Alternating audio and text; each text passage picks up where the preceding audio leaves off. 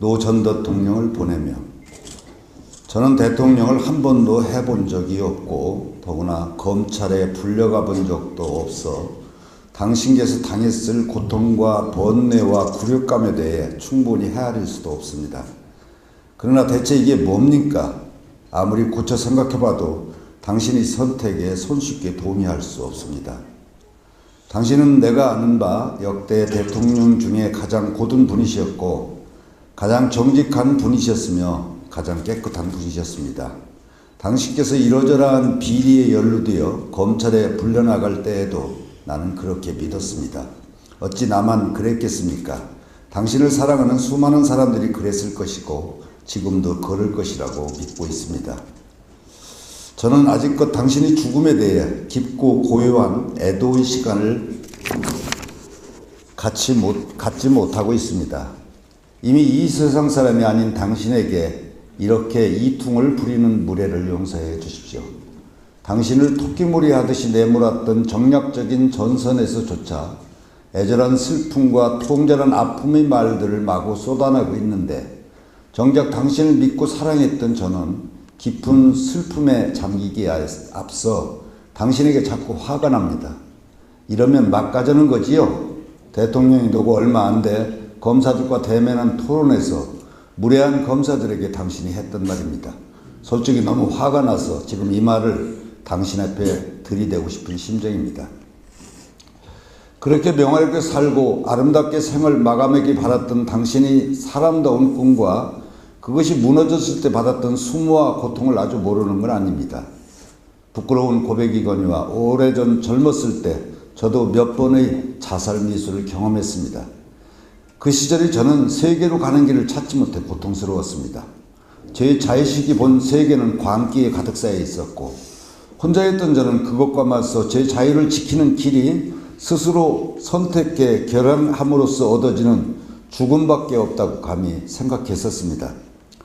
그러나 저는 그때 사람으로서의 삶이라는 것은 관계를 통해 이루어질 수밖에 없다는 것을 잘 알지 못했고 어둠이 깊을수록 불꽃이 더 뜨겁고 밝다는 인간의 위대한 향일성을 알아차리지 못했습니다. 내가 사랑하고 있으며 또 나를 사랑하는 사람들에게 아직껏 그 일을 죄스럽게 여기며 사는 이유가 거기에 있습니다. 소소한 개인이 이럴 줄인데 대통령을 지냈으며 수많은 사람들과 아직도 강력한 관계를 맺고 있는 당신은 하물며 어떻겠습니까? 물론 압니다. 한여간 인간으로서의 당신에게 이런 말조차 너무 큰 짐을 지우게 될 것입니다.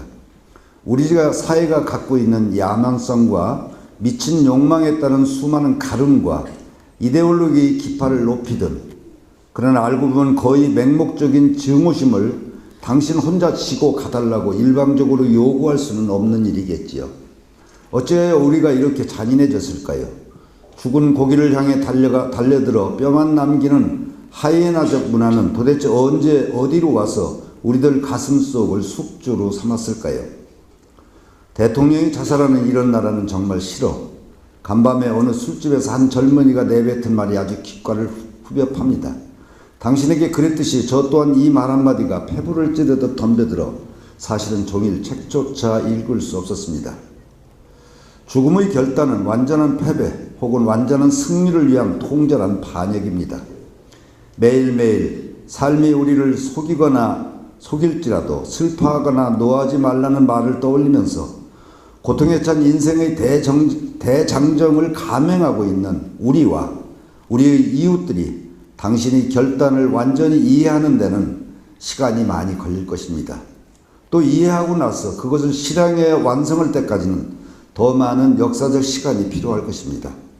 살아남은 우리는 우리들이 미친 욕망에 대해 사람다운 고삐를 걸어야 하고 우리들을 숙주로 삼은 정신비용지적인 안가품과 증오의 뿌리를 뽑아내야 하며 아직도 가난과 편견 때문에 비인간적으로 살고 있는 우리 이웃과 더불어 살아남아 통일 조국을 만들어야 하는 수많은 과제들을 안고 있습니다.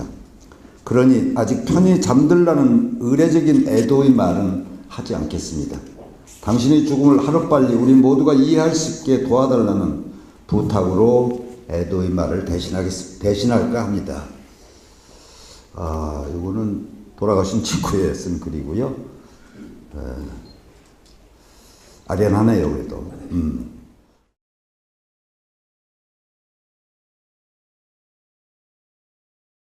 유명한 은교 읽어보셨나요? 예. 감수성이 살아있지요? 예.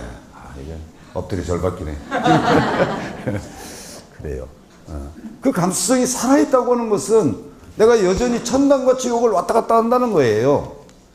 내 삶은 안정돼 있어 보이지만 나의 내적 결핍은 아직 끝나지 않고 있다는 뜻이거든요. 모든 예술가는 그걸 가져야 돼요. 살면서 혹시 내가 매너리즘에 빠질까봐 나를 긴장시키기 위해서 수많은 방법을 써봤어요. 집도 나가봤고, 명지대가 교수였을 때도 교수도 중간에 한번 때려쳤었어요. 퇴직금 다 받아먹고 히말라야에 가서 석 달이나 걸어 다녔답니다. 그만두자 말자. 석 달 걸었더니 몸무게가 50kg까지 빠지더라고. 사서는 고통이지. 그게 다 작가의 어떤 나를 긴장시키고 충전시키기 위한 내 방법이었어요. 근데 하도 수많은 방법을 써가지고 65세 대학 그만두고 애는 장가하고 그래서 애비 노릇도 할 수 없고 또 더 이상 뭐 할 거 없이 이제 오로지 작가만 할 수 있는 찬스가 왔는데 나의 내적 동력은 많이 빠져 있는 것 같은 느낌을 받았어요. 어떻게 나를 살리지? 그동안 해봤던 수많은 방법을 떠올려 보니까 안 해본 방법이 다 없는데 그러다가 무릎을 쳤어요. 아, 내가 안 해본 거 있다. 요걸로 한 10년 나를 긴장시킬 수 있겠네. 아, 그게 뭐냐면 이혼이더라고. 네? 아, 정말이에요. 이게 현실적으로 내가 고려해 본 거예요. 그래, 내가 안 해본 건 이혼이다. 이 늙은 마누라하고 이혼만 한다면, 아, 이혼은 얼마나 힘들어요. 애들도 불만이 많을 것이고, 아내도 상처받고, 그 아내의 상처를 보는 나도 상처받겠지. 야, 요거만 한 10년 내가 작가 생활 하고도 남아. 그렇잖아요. 그래가지고 원고를 쓰다 말고 깊은 밤에 뽀로로 내려왔어요. 내려왔더니 한 3시쯤 됐는데 마누라가 침대에 자고 있더라고요. 40일 함께 산 얼굴을 들여다봤죠. 뭐랄까요, 오래 함께 산 그 남편이나 아내의 얼굴을 깊은 밤 들여다본다는 게 굉장히 슬픈 짓이에요.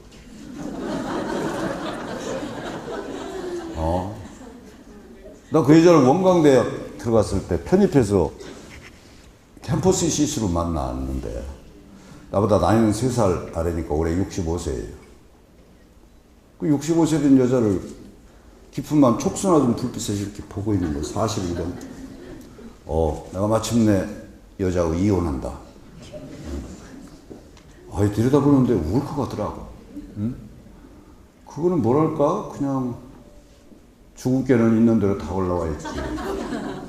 가슴보다 배가 더 높아요.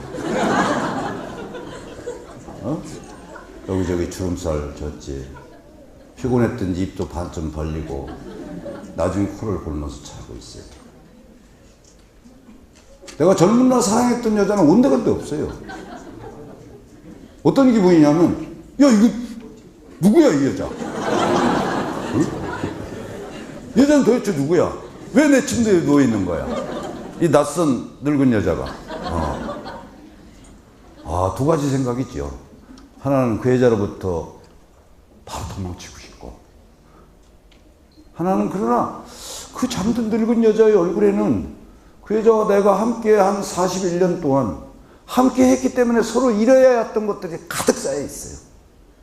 함께 했던 즐거운 추억보다 함께 살아오면서 잃어버리지 않으면 안 됐던 것. 젊음도 잃어버렸지. 서로에 대한 열망도 많은 부분 잃어버렸을 거예요. 물론 아내와 나는 무난한 사이예요. 뭐 나쁜 부부는 아닙니다.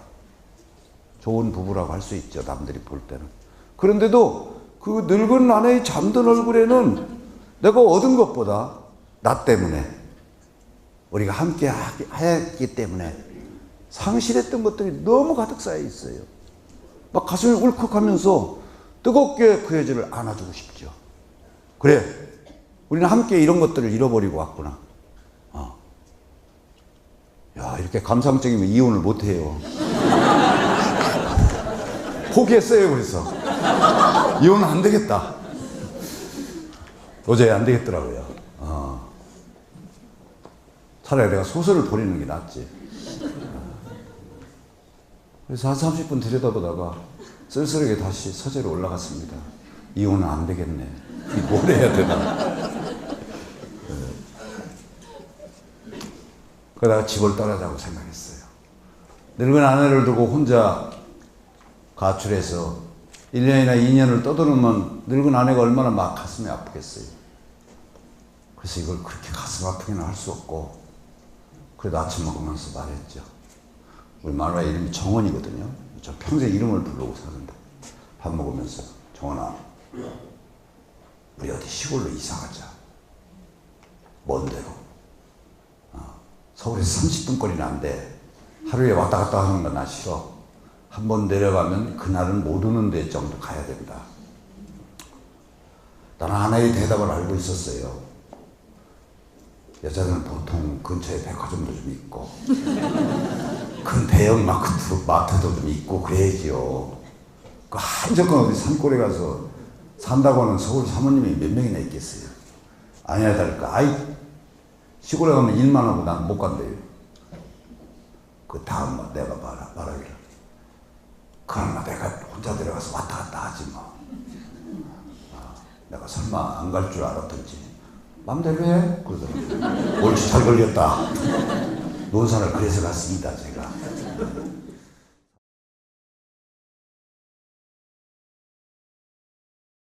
은교라는 소설의 72저기는 인생의 마지막에 17살 소녀 때문에 패가망신합니다.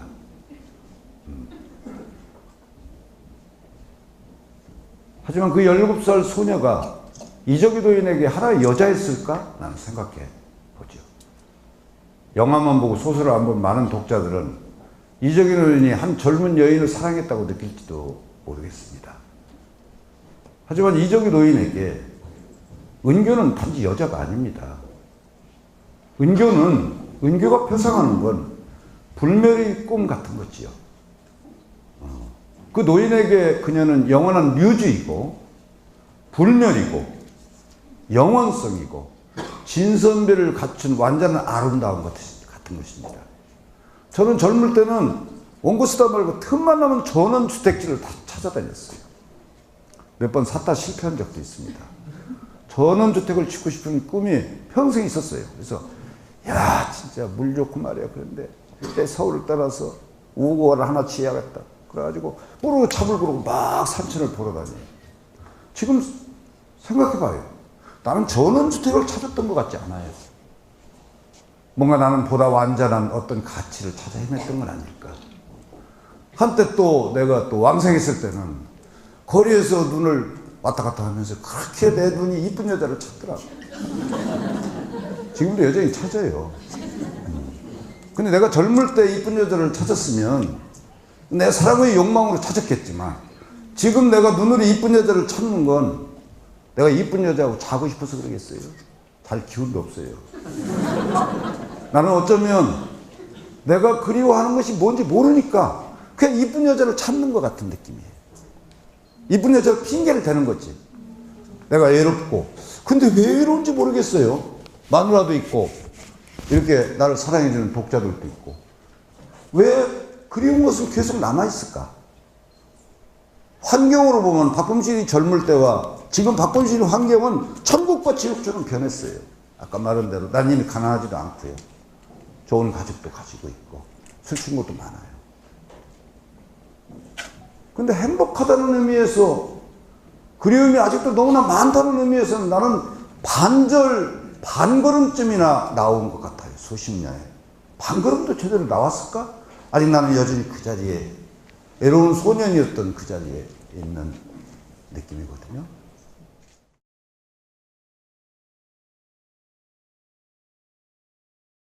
박근혜 대통령이 집권하고 노인들에게 20만 원을 주네 10만 원을 주네 가지고 우리를 실망시켰습니다.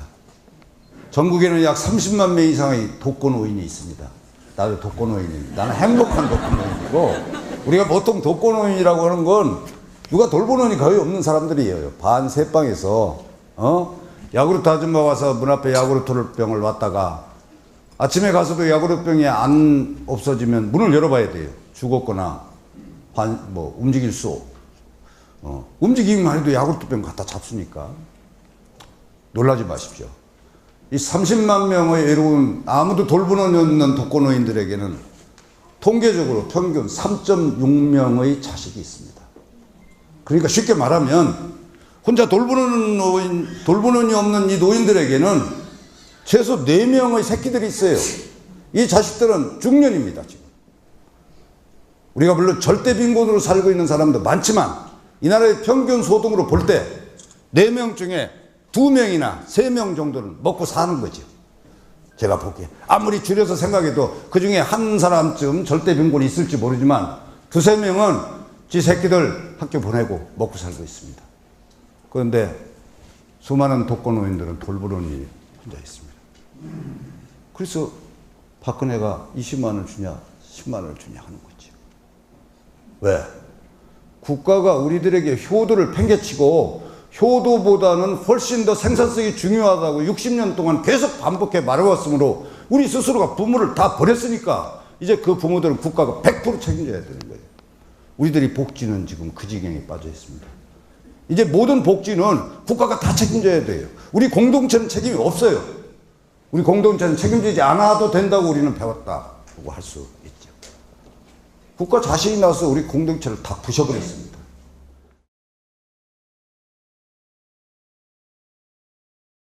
제일 중요한 건 뭐 한 가지만 말씀드리면 내가 내 삶의 주인이 되는 거죠. 지금은 누가 주인이에요? 자본주의가 주인이에요. 우리는 새끼도 자본주의한테 다 뺏겼고 우리들 자신의 욕망에 따라서 우리 자신의 삶도 자본주의에 다 뺏겼어요. 우리는 감염된 상태죠. 자본주의가 나쁘다는 건 아니에요. 난 뭐 공산주의자도 아닙니다. 하지만 분명한 것은 우리가 자본주의 노예적인 생각만으로는 행복지수를 절대 높일 수가 없다. 우리 자본주의를 우리들이 삶의 우리 밑에 있는 전략으로 다뤄야지 우리 위에 있는 자본을 우리가 박통치를 모실 수는 없어요. 돈이나 이 자본시장이라고 하는 건 우리 삶을 안락하고 행복하는데 우리가 하나의 수단과 전략으로 삼아야 되는데 현재 우리들이 삶은 오히려 자본이 주인이고 우리가 거기에 붙어서 희생하고 있는 삶을 살고 있다고 봐요. 우리들이 삶의 주인이 자본에게 맡겨놨던 우리들 삶을 들고 나와서 내가 주인 노릇을 할 때 아마도 보다 행복지수를 높이는 길을 찾아낼 수 있지 않을까 저는 그렇게 생각합니다. 저도 두 분에게 다 좀 질문을 드리고 싶은데요. 질문 하나는 그 코코 샤넬은 뭐 어디서 구할 수 있는지 이거? 네, 여쭙고 싶고요. 네. 박범신 작가께서는 그 낸시랭 팝 아티스트를 보면서 어떤 생각을 들고 낸시랭 이분은 혹시 그 소설의 주인공으로 정말 예상치 못한 아주 크리티컬 질문이시네요. 네. 먼저 대답하세요.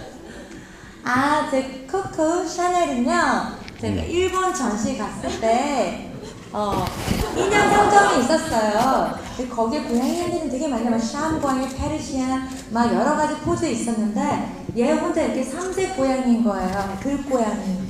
저한테 막 텔레파시를 막 쏟는 것 같고, 그래서 제가 대리 만족을 주기 시작했죠. 마치 생텍쥐베리 어린 왕자의 장미와도 같은 존재입니다. 네. 들어올 때 오길래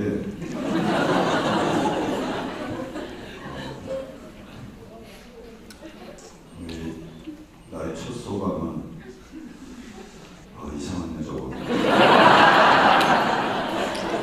선생님 유니크한 사람 표현을 해주세요.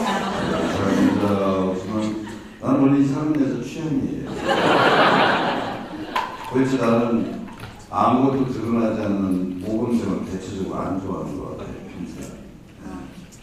그래서 정말 낸시랭 씨 말씀처럼 유니크한 분이구나 그런 이상으로 보였죠.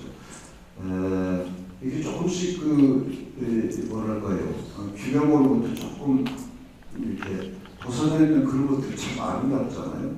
우리 사람 윤택한데요, 사실.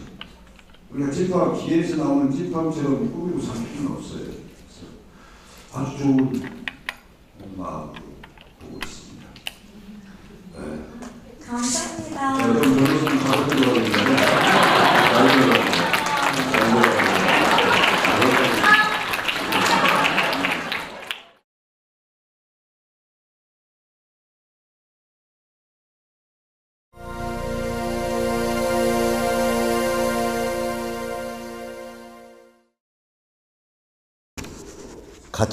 갖지 못하고 있습니다. 이미 이 세상 사람이 아닌 당신에게 이렇게 이퉁을 부리는 무례를 용서해 주십시오. 당신을 토끼몰이 하듯이 내몰았던 정략적인 전선에서조차 애절한 슬픔과 통절한 아픔의 말들을 마구 쏟아내고 있는데 정작 당신을 믿고 사랑했던 저는 깊은 슬픔에 잠기기에 앞서 당신에게 자꾸 화가 납니다. 이러면 막 가자는 거지요. 대통령이 되고 얼마 안 돼 검사들과 대면한 토론에서 무례한 검사들에게 당신이 했던 말입니다. 솔직히 너무 화가 나서 지금 이 말을 당신 앞에 들이대고 싶은 심정입니다. 그렇게 명예롭게 살고 아름답게 생을 마감하기 바랐던 당신이 사람다운 꿈과 그것이 무너졌을 때 받았던 수모와 고통을 아주 모르는 건 아닙니다. 부끄러운 고백이거니와 오래전 젊었을 때 저도 몇 번의 자살 미수를 경험했습니다. 그 시절에 저는 세계로 가는 길을 찾지 못해 고통스러웠습니다. 제 자의식이 본 세계는 광기에 가득 쌓여 있었고 혼자였던 저는 그것과 맞서 제 자유를 지키는 길이 스스로 선택해 결함함으로써 얻어지는 죽음밖에 없다고 감히 생각했었습니다. 그러나 저는 그때 사람으로서의 삶이라는 것은 관계를 통해 이루어질 수밖에 없다는 것을 잘 알지 못했고 어수성이 살아있다고 하는 것은 내가 여전히 천당과 지옥을 왔다 갔다 한다는 거예요. 내 삶은 안정돼 있어 보이지만 나의 내적 결핍은 아직 끝나지 않고 있다는 뜻이거든요. 모든 예술가는 그걸 가져야 돼요. 살면서 혹시 내가 매너리즘에 빠질까봐 나를 긴장시키기 위해서 수많은 방법을 써봤어요. 집도 나가봤고 명지대가 교수였을 때도 교수도 중간에 한번 때려쳤었어요. 퇴직금 다 받아먹고 히말라야에 가서 석 달이나 걸어 다녔답니다. 그만두자 말자. 석 달 걸었더니 몸무게가 50kg까지 빠지더라고. 사서는 고통이지. 그게 다 작가의 어떤 나를 긴장시키고 충전시키기 위한 내 방법이었어요.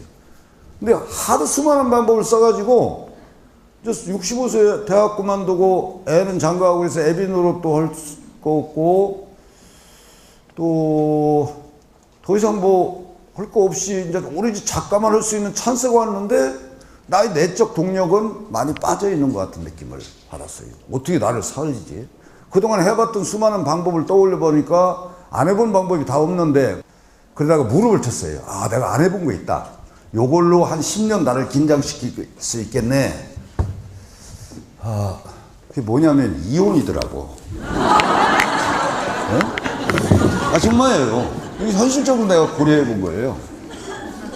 그래, 내가 안 해본 건 어둠이 깊을수록 불꽃이 더 뜨겁고 밝다는 인간의 위대한 향일성을 알아차리지 못했습니다. 내가 사랑하고 있으며 또 나를 사랑하는 사람들에게 아직도 그 일을 죄스럽게 여기며 사는 이유가 거기에 있습니다. 소소한 개인이 이럴진데 대통령을 지냈으며 수많은 사람들과 아직도 강력한 관계를 맺고 있는 당신은 하물며 어떻겠습니까? 물론 압니다. 한여간 인간으로서의 당신에게 이런 말조차 너무 큰 짐을 지우게 될 것입니다. 우리가 사회가 갖고 있는 야망성과 미친 욕망에 따른 수많은 가름과 이데올로기의 기파를 높이든 그러나 알고 보면 거의 맹목적인 증오심을 당신 혼자 지고 가달라고 일방적으로 요구할 수는 없는 일이겠지요. 어찌하여 우리가 이렇게 잔인해졌을까요?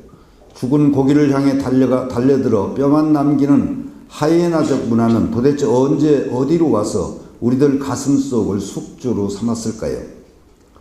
대통령이 자살하는 이런 나라는 정말 싫어. 간밤에 어느 술집에서 한 젊은이가 내뱉은 말이 아주 귓가를 후벼팝니다. 당신에게 그랬듯이 저 또한 이 말 한마디가 폐부를 찌르듯 덤벼들어 사실은 종일 책조차 읽을 수 없었습니다. 죽음의 결단은 완전한 패배 혹은 완전한 승리를 위한 통절한 반역입니다.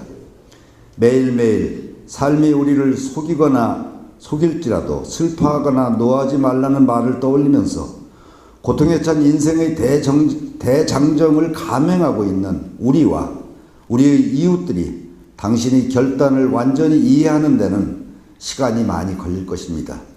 또 이해하고 나서 그것을 실행에 완성할 때까지는 더 많은 역사적 시간이 필요할 것입니다.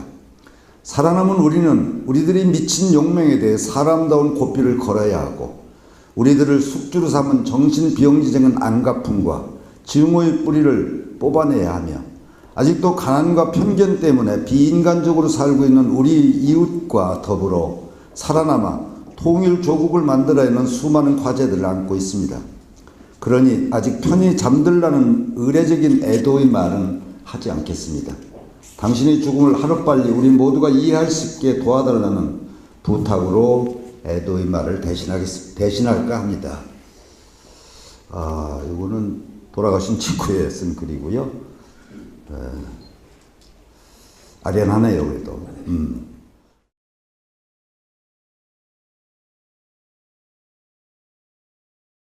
유명한 은교 읽어보셨나요? 예. 감수성이 살아있지요? 예. 이게 엎드려 절박이네. 그래요. 그 감